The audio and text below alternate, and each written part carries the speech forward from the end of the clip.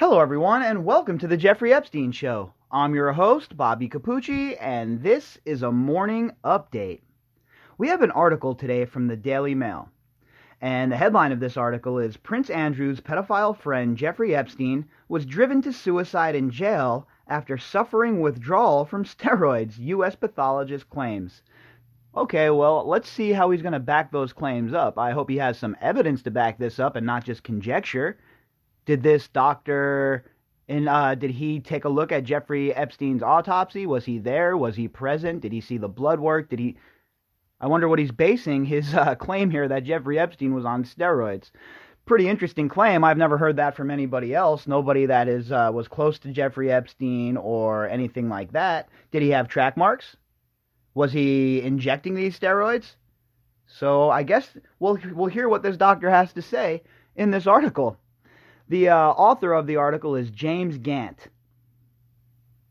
Billionaire pedophile Jeffrey Epstein may have killed himself in jail due to withdrawal from steroids, a pathologist has claimed. There's a lot of conjecture here. May have killed himself in jail due to withdrawal from steroids. All right, well, let's see what sort of evidence this doctor provides. Dr. Michael Hunter said Prince Andrew's friend, who died in August awaiting child sex abuse charges, could have been abusing the drug to build muscle and his libido. What? Jeffrey Epstein didn't look like somebody who was on steroids to me. I know several people who have used steroids, and Epstein does not fit the bill. I don't understand where this doctor would come up with the idea that Jeffrey Epstein was on steroids. He said the former financier, pedophile, did not have access to them in New York's Metropolitan Correctional Center and got depressed, showing signs others must have noticed. Well, that blows his whole entire assertion up right there. We've heard from several people that talked to Jeffrey Epstein right before he died that said he wasn't depressed, that said that he wasn't acting like a man who was going to commit suicide. So right there from the very beginning, this guy's assertions are blown right out of the water for those of us who have been following the case. So going on in the rest of this article, we're going to read it for entertainment purposes, obviously, because this guy's just throwing some shit at the wall. This Dr. Michael Hunter.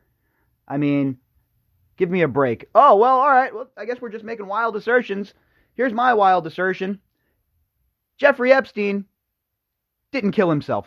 All right? How about that for wild assertions, Doc? Epstein, 66, had fatty liver disease, according to his medical records, despite not being an alcoholic or obese. Well, I guess it must be steroids then. It couldn't be anything else, could it?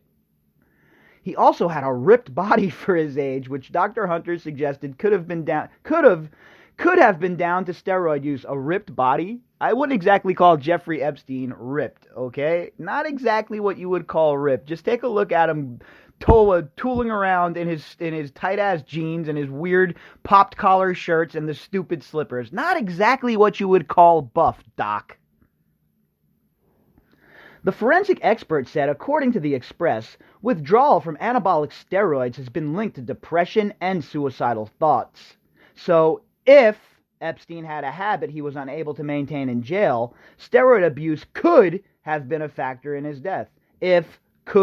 It's funny that a doctor would come out, a pathologist would come out without examining the body, without taking a look at any of that stuff, and say, well, he was on steroids. This is because of steroid withdrawal. Maybe he was on heroin. While we're throwing things out there. Maybe he was on ketamine and peyote mixed. What is this doctor even talking about? And you know it must be a slow day in the news if this is the article I picked, folks, because this is absolutely crazy. So, if Epstein had a habit he was unable to maintain in jail, steroid abuse could have been a factor in his death. Dr. Hunter, whose comments will air in an episode of Autopsy the last hours of, and in the U.S. next Sunday, said he was satisfied Epstein killed himself. Well, that's it, everyone. Pack it in. Dr. Hunter from the TV show, from an ID channel TV show, he's satisfied. So it's time for us all to pack it in, not ask any more questions, and just, roll with the official narrative. Meanwhile, in Realityville, we all know that this is absurd. This might be one of the most absurd things in the history of absurd things when it comes to the Jeffrey Epstein case. He's a steroid user now? All right, I guess he's Lou Ferrigno and we had no idea. But he picked up on the mystery of why the billionaire wrote a new will 2 days before he died, leaving £425 million to a trust fund in the Virgin Islands. He said it was a clear indication the disgraced financier, pedophile, was about to try to kill himself, noting he had only recently been on suicide watch. Oh, well, he's breaking all kinds of news here, this Dr. Hunter. He is really, really knocking it out of the park. He's given us all sorts of information we've never heard, huh, folks? I mean, really? Really, Daily Mail? This is what you're running? Dr. Hunter from the ID channel? A pathologist who has never examined the body, didn't see the crime scene, didn't see the autopsy performed, and he's just shooting from the hip like this, huh? And out of all the things he could have came up with, all of the excuses he could have made, all of the reasons he could have presented, steroid use is what he comes at us with? Dr. Hunter said it baffles him why it was ignored and claimed it was one aspect of his death that suggested others may have been involved. Yeah, of course. What? Ignored? Who's ignoring it? Everybody's talked about it. What do you mean ignored? The will's a huge part of it. But the question is, did Jeffrey Epstein write that will because he wanted to? Or was he coerced to do it? We don't know what was going on in those meeting rooms. We know he had a rotating door of people in and out, in and out, in and out, and people we don't even know about going to visit him while he was in the Huskow, in the old Klingsky. We don't know who any of those people were. Did they pressure him to write that will? See, there's so many unknowns here. And Dr. Hunter, with his assertions here, I don't, the whole steroid thing I find very, very odd, to be honest with you. It comes after it emerged Prince Andrew enjoyed a close friendship with a neurosurgeon who worked as a science advisor to Epstein. Okay, so I highly doubt Melanie Walker was shooting Jeffrey Epstein in the ass with steroids. Okay? Highly doubt that occurred. The Duke of York, 60, went for dinners with Dr. Melanie Walker, 48, who he jokingly referred to as a dork and smarty pants. Oh, not only that, they hung out at the Zorro Ranch. They made some tea, tea that would get the prince horny. Prince Andrew couldn't cook bacon, just a whole litany of things occurred that aren't even talked about right here in this article.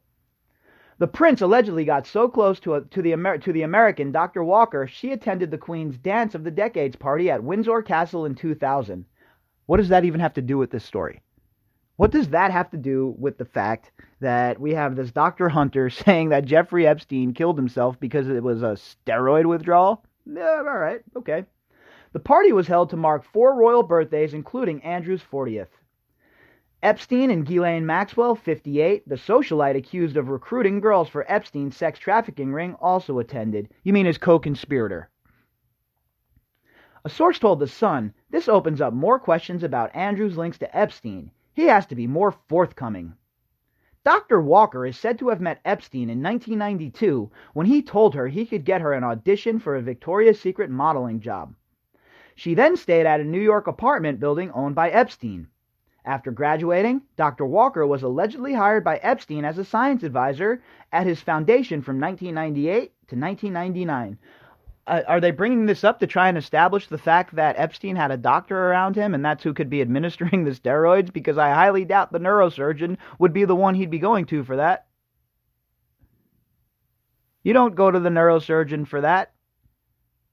Right? You go to the same guys that the athletes go to. You go to those type of people.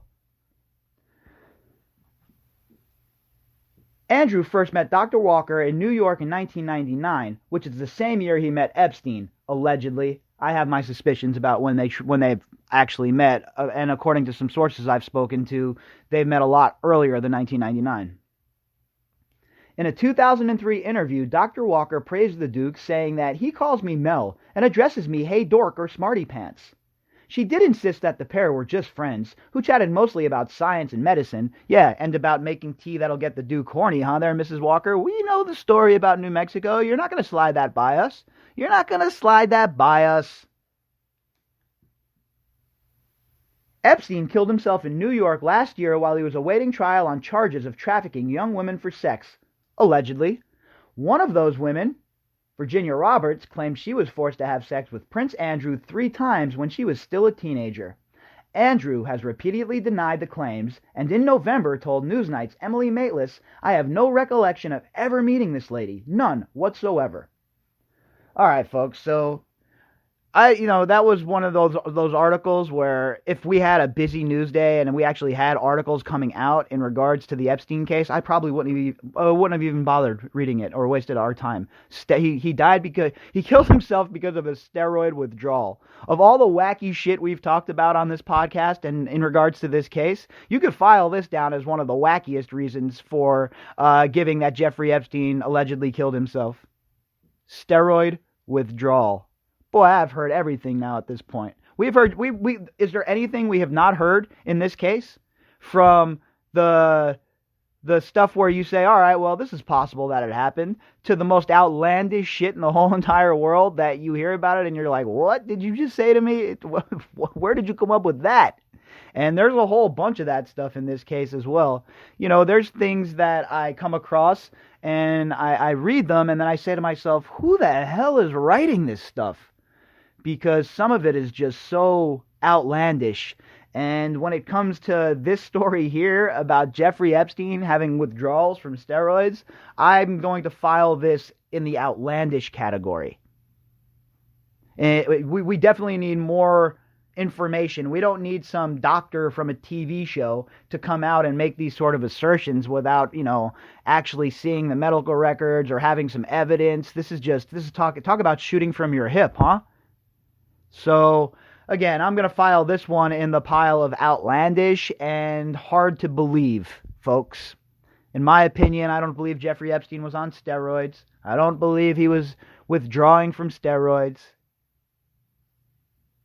I do believe that something funky went on in that cell that night. I don't have any evidence to prove one way or the other what went on in that cell, but I've certainly been led to my opinions by the evidence and the fact that many coincidences cannot happen in one night, in one situation, in regards to one man. I simply don't believe that that's possible. And we all know the Justice Department, the Department of Corrections, they're not people we can rely on. They're not entities that we can trust. So, unfortunately, we can't take their narrative at face value. Unfortunately, we have to keep asking questions and we have to keep digging for answers. And the only way that'll stop is if they become transparent and let us see the video from the night that Jeffrey Epstein died, and if they start pursuing justice. Until those things occur, then nobody's really going to take anything that the Justice Department or the Department of Corrections say seriously, especially in regards to this case. Because all we have seen so far in this case is a bunch of stalling. And from here on out, moving forward, I'd really like to see the prosecution get a little more serious about things. Get a little bit more serious about bringing these people in. Because once you get one of them in, then the dominoes fall, and before you know it, arrests are being made in an abundance. So, again, this article today, kind of goofy in my opinion. There's no evidence that leads us to believe that Jeffrey Epstein was using steroids, none that I've seen anyway. Of course, there might be that evidence out there, and we might have to revisit this at some point and say, all right, well, maybe this Dr. Hunter guy was on point. But as of now, I'm calling it highly unlikely, in my opinion, that this occurred, and that it's obviously a slow news day for the Daily Mail. All right, everybody, if you'd like to contact me, you could do that at bobbycapucci@protonmail.com. That's BOBBYCAPUCCI at protonmail.com. You can also find me on Twitter at BOBBY_CAPUCCI. Also, if you haven't checked out my new podcast, COVID-19, the pandemic that changed everything, be sure to do so. I'll leave a link inside of the description box. All right, everybody, I will be back later on tonight with the Daily Drop. I hope you all have an amazing Sunday.